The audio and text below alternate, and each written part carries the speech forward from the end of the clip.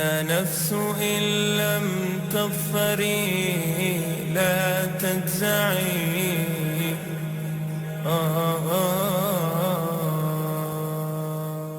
സർവ മനുഷ്യർക്കും അനുഗ്രഹമായി കൊണ്ട് അയക്കപ്പെട്ട പ്രവാചകൻ.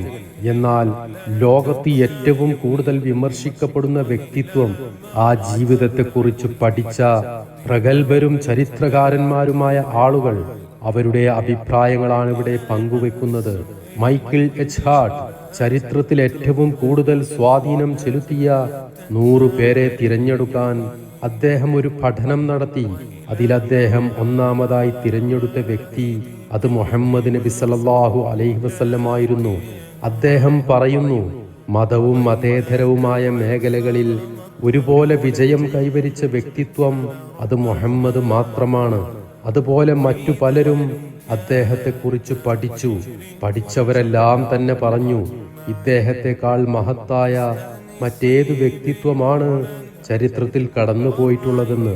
മതനേതാക്കളിൽ വെച്ച് ഏറ്റവും വിജയം കൈവരിച്ച വ്യക്തി അത് മുഹമ്മദ് മാത്രമാണ്.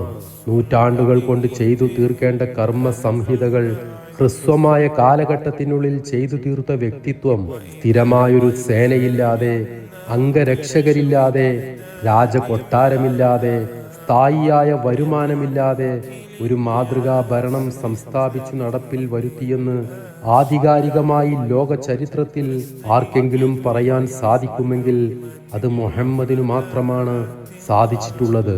പ്രതിബിംബങ്ങളില്ലാത്ത വിശ്വാസ സംഹിതയുടെ സ്ഥാപകൻ, നിയമനിർമ്മാതാവ്, തത്വചിന്തകൻ, വാഗ്മി, മതനേതാവ്, ധീര പോരാളി, ആദർശ ജേതാവ്, 20 ഭൗതിക സാമ്രാജ്യങ്ങളുടെയും ഒരു ആത്മീയ സാമ്രാജ്യത്തിന്റെയും മഹാസ്ഥാപകൻ, അതാണ് മുഹമ്മദ്.